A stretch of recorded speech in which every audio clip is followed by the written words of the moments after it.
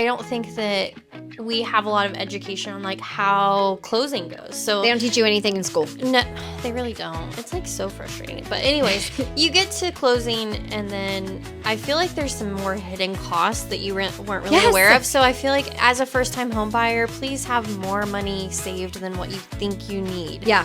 When you're buying a house, because Number, taking a name, you coded the door, and welcome to the game.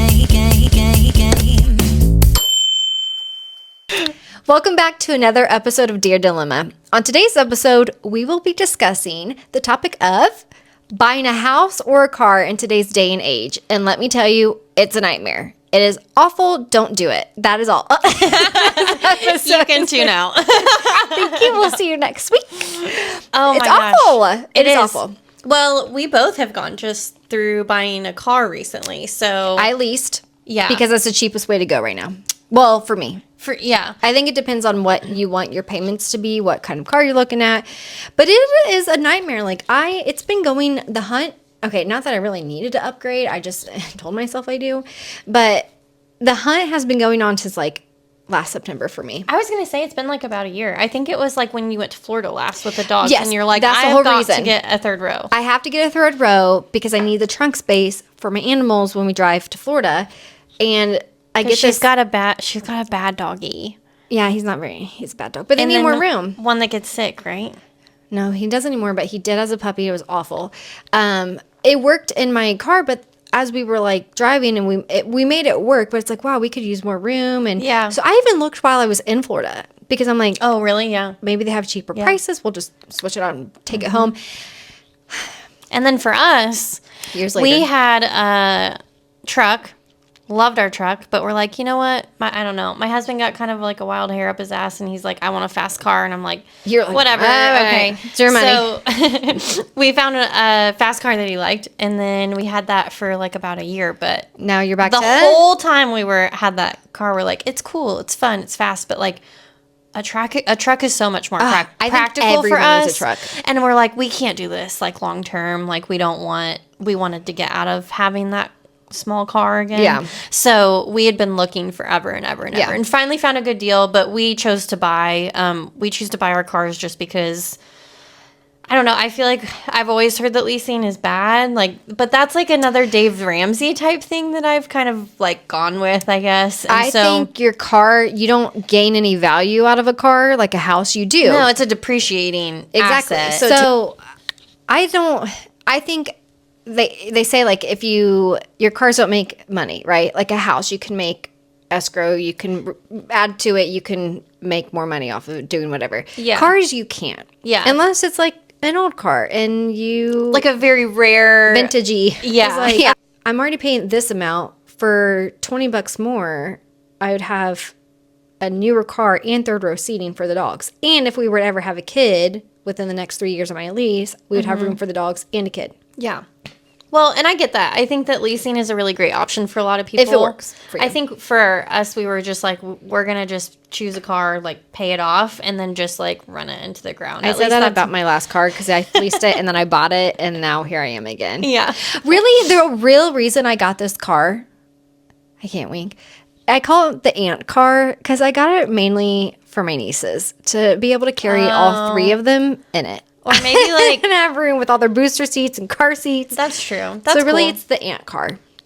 And maybe So I tell myself, a baby and dog's car. it's the aunt car.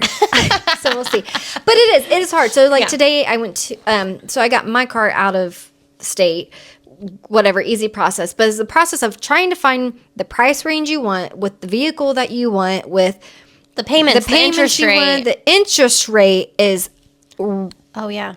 insane. And getting that into housing right now, oh my gosh, like we've outgrown our house, and if we were to have a kid, we need a bigger house. I want a house that has like a basement. I could put the dogs down, or he has his room down there, Yeah. entertainment, whatever. And a normal, and again, remind you guys, we don't live in a big town, so things should not be as much as they are here. A normal 3-bedroom house, okay, not even with a basement, sometimes just with one bathroom, is going for like $250,000 plus. It's crazy. I know the market has gone down a little bit with housing, but it's still pretty outrageous. With an interest rate of like 9%. Yeah. I think it's like 6%. Well, now, yeah, I think it's like 5 or 6, but it's still high. Yeah. And of course, like back before COVID and all of that, interest rates were like what? 2.9, mine was like 3%. 4% on mine right now. Yeah, super low percentage rate. We actually sold our house 2 years ago when the market went crazy. So Yeah. we made a lot of money on our old house. And we only had like a 3% interest rate at our old house. Like our payments were so low. But we kind of outgrew it and we wanted to move. And now we live 6 houses down from my mom. And Yeah. we love it. But anyways. Well, let's talk about the interest rate. Yeah. Well, actually what's interesting, so I don't know how our realtor got this like figured out, but she got us into what's called a 10-1 ARM. So for 10 years, our interest rate is fixed at 3.6%. On the 11th year, it becomes variable. So whatever the market is at that point, we would be subject to what the market is. Oh, nice. But if we refinance within these first 10 years of our mortgage Your interest rate at changes. a fixed rate, then we can just like ride that out. So we're going to wait till like the 10th year and we'll refinance. Or if the interest rates drop down around to like 3% again, we'll refinance when that happens. That's what I've talked to realtors and they're like, they keep saying the same thing. Buy the house, but date the rate. Because right now you could be dating in a 7%, 6% rate on your house. But then once it changes, then you can refinance to get date at 3%. What's the sustainability of a 7% interest rate for most people? Like they can't. A lot of people can't. Like if you can't. No. I don't know. I feel like you could afford a lot more of a house if the interest rate's lower. And not only are you the interest rates are high and your house is going for 2 to 3 times more than what it's even worth. These houses are so outdated, and you expect me to pay double to triple, and then me have to put additional $50,000 into it to flip it because of how outdated it is. Like, pull the carpet up. No one wants carpet. We want hardwood floors. We have animals. We have children. Oh, true. Yeah. No one wants carpet. Oh my gosh, it's so frustrating because I'll find a house and I'll like it, and you get to the pictures on the inside and you're like, Or there's like still wallpaper, and wallpaper is mine like, I think's great. It's easy to fix, but yeah, like that, or you're gonna have to redo the whole kitchen, or like the whole house needs to be done. And every time I look through a house, I'm like, carpet needs pulled up, carpet needs pulled up, carpet needs pulled up, kitchen needs to be done, bathroom's awful. I mean, carpet's like a cosmetic thing. Like you can paint, you can pull up carpet, you can change flooring, but when it's like the bathrooms and the kitchen, those are two of the most Very expensive things to redo. It needs a new roof. It needs this. Like I looked at a house in this neighborhood and that I liked, and it was like it needs a new roof and it needed a new like septic tank or something. Yes, and I'm like, and you want how much for this right now? Like what? It's crazy. And I like for first time home buyers too, I don't think that we have a lot of education on like how closing goes. So They don't teach you anything in school. no, they really don't. It's like so frustrating. But anyways, you get to closing and then I feel like there's some more hidden costs that you weren't really aware of. So I feel like as a first time home buyer, please have more money saved than what you think you need. Yeah. When you're buying a house, because there will be like a random like $3,000 charge of something that you weren't expecting. I always feel like it's always like $3,000 difference than what you think it's going to be. Yeah. And for the first time buying a house, that's a large amount. When I bought my house, I had a first time buyer's loan, and it was $7,000. And it could go towards closing costs or whatever it needed to be, which is what it went for. A little bit of a down payment closing cost, because you think I got $7,000? You think I got $1,000 laying around this joint? You're lucky if I have $50 to my name. Like, let's be honest. Like, that's insane. Yeah. And they were like, if you're in your house for 5 years, and you don't sell it, then this money is granted to you. You don't have to pay on it. It's Oh, nice. Okay. There's cash. But if you move within that 5 years, you have to pay all of it back. I've been in my house 7 years. Tell me why when I went to do my taxes after that 5th year, she was like, you have to pay. I was like, what are you talking about? So I called the bank and they were like, oh yeah, after you sign that, like six months or so later, the state changed something. So I had to end up paying not a ton, but like I was so mad. I'm like, you had me sign this. Yeah. It's 6 years. Why am I paying? What is happening? So make sure when you do those little type of grants crap, read the fine print and really talk to them about how the outcome is to that. Because I was not expecting. I was like, all right, 6 year, we can sell now. And then they're like, you have to pay on this. I'm like, oh. And there are so many like interesting different loans out there. Like I mentioned like the ARM that we have. A lot of people, the more popular one is like a 5-1 ARM or something where you have a fixed interest rate for 5 years. But it's like basically to have like, well, I would rather have the longer one because Was it lower? You have that rate for a longer amount of time so you can see what the market does. That's true. But like if it's only 5 years, pretty much people are just using it to like get the house that they want for 5 years and then they're already planning on moving. Yeah. So it's not like a long-term home for them, but they can have that low interest rate for X amount of years and then move to the next house and do it again. So that's something that people are kind of, I think, like a loophole in the system. The other thing too is like VA. You know, a lot of our military people, like my husband's a veteran, and so we could have done a VA loan, but our mortgage would have been actually like quite a bit more per month. Crazy. Because you're not required to put anything down on the home, so it's like a 0% down. That's what's hard, because like you made money off of your house you sold to put down, and like right now my house is going for double the amount that I bought it for, if not more, which is great. Oh yeah, sell it, you're gonna make all this money. But then you're gonna be, was it over, under, over, or however that goes? Oh, upside down on your loan. Because then you're like really putting that into a house that should also not be double the amount. Yeah. And then I have to think financially, like when I got this lease, even though it's 3 years, and then you either walk away, have no car, you can buy it out, or you jump into a new lease.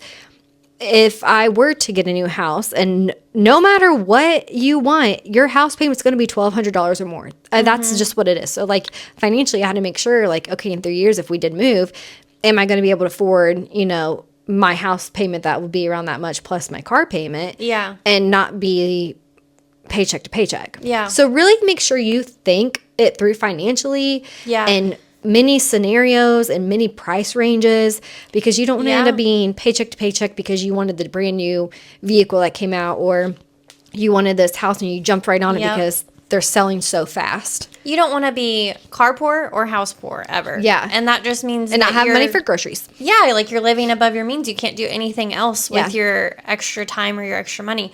And I think that it's easy to get caught up in that, but if you can budget like your expected mortgage, and then think about like how much utilities are, you could even probably call your county and find out like that's what what's I did. an average utility price for like this home or like this area, and then you can kind of budget and decide whether or not that's going to fit into your lifestyle, like what you guys think that you can afford, because nothing is worse than just feeling like you're going to lose your home. Yeah. That's or awful. Living paycheck to paycheck and not knowing if you even have money for groceries because of the bills, because you jumped into this house that you thought you could afford and you can't.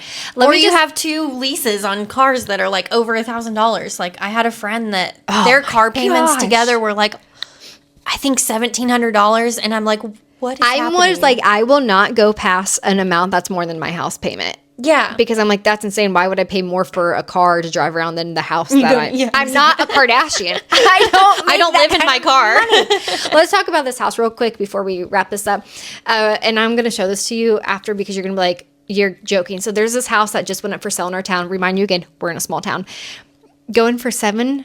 $700,000. Pretty sure it's a 4-bedroom.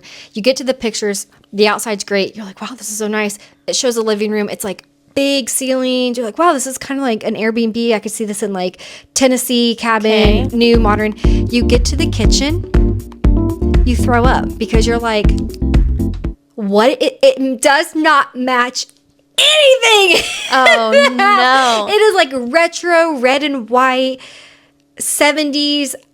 I mean, it's like, what? And you want $700,000, and it's in the middle of town. Doesn't even have any acreage.